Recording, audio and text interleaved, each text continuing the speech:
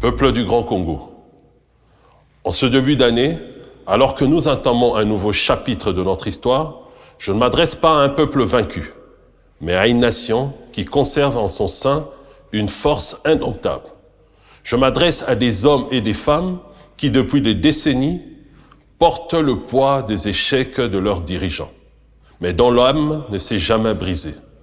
Le Congo est une terre de grandeur, et aujourd'hui, je viens raviver cette flamme qui sommeille en chacun d'entre nous. Un État qui ne sait pas se faire respecter, ni par sa parole, ni par ses armes, se condamne à devenir la proie des plus audacieux. Sous le régime actuel, nous avons perdu des territoires.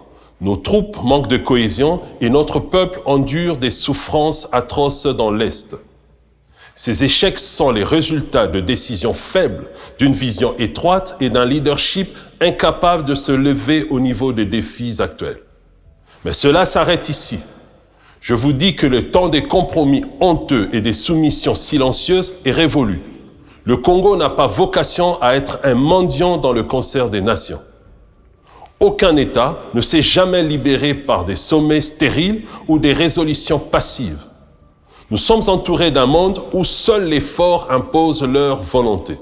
Et le général Kagame l'a compris mieux que quiconque. Je ne le blâme pas pour son audace, car il agit selon la logique des nations fortes. Mais je blâme les dirigeants actuels de notre pays, incapables de comprendre que la dignité nationale ne se négocie pas, elle s'impose. Le général Kagame a parfaitement compris ce que beaucoup refusent d'admettre par flatterie et hypocrisie, à savoir M. Tshisekedi, bien qu'il multiplie les déclarations fantaisistes, incarne une faiblesse manifeste qui n'inspire ni respect ni crainte. Cette réalité explique l'audace avec laquelle le général Kagame agit face à notre nation. Il y a un an, j'ai lancé un appel public et solennel à M. Tshisekedi, demandant la mise en place d'une force nationale composée des patriotes militaires issus de toutes les factions de notre armée.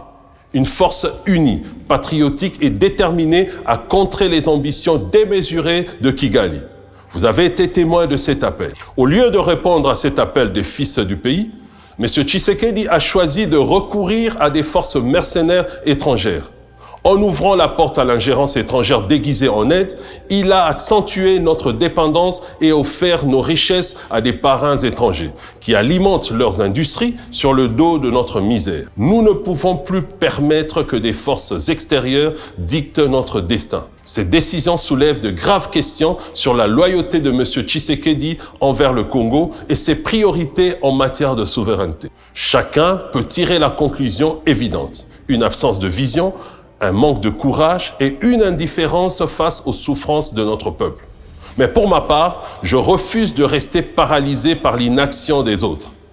Quand la survie de notre patrie est en jeu, nous n'avons pas besoin de permission. Nous avons décidé de l'ignorer et de prendre nos responsabilités pour défendre l'intégrité et la souveraineté de notre patrie. La mise en place de cette force est en cours, portée par une volonté inébranlable d'affronter les sacrifices qu'elle exige et de surmonter les défis logistiques qu'elle implique, notamment ceux liés aux opérations complexes d'insertion aéroportée des forces spéciales et du matériel sur les différents théâtres d'opération. Défendre ce qui nous appartient exige un tel prix, et ce prix, nous le payerons avec fierté et honneur. Mais la défense de notre patrie n'est qu'une étape. Une nation libre, souveraine, ne se contente pas de survivre, elle se relève, elle bâtit, elle trace son avenir avec audace et détermination. Nous laissons donc aux historiens et à la justice le soin de juger ceux qui ont détruit notre pays.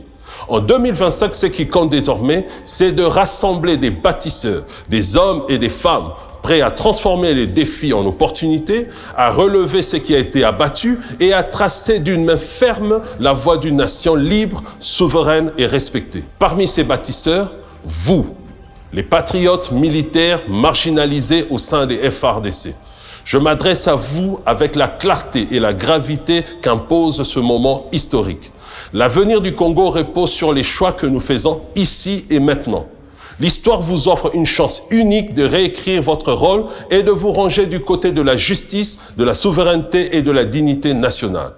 Réfléchissez à cette opportunité et inscrivez vos noms parmi ceux qui auront choisi de défendre l'honneur et la grandeur de leur patrie.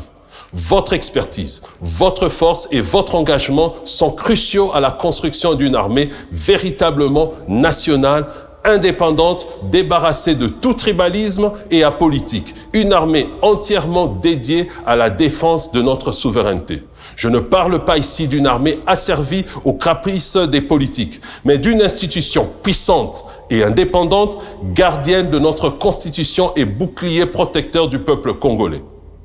Ensemble, écrivons une page nouvelle, celle d'une armée où chaque soldat est un pilier de la justice, implacable face à l'ennemi et gardienne intrépide de la nation. Mais une armée forte n'est qu'un pilier parmi d'autres pour bâtir une nation souveraine et respectée. Le débat actuel qui agite aujourd'hui notre nation porte sur le changement de la Constitution. Oui, le moment viendra où cette réforme sera nécessaire, car aucune œuvre humaine n'est parfaite.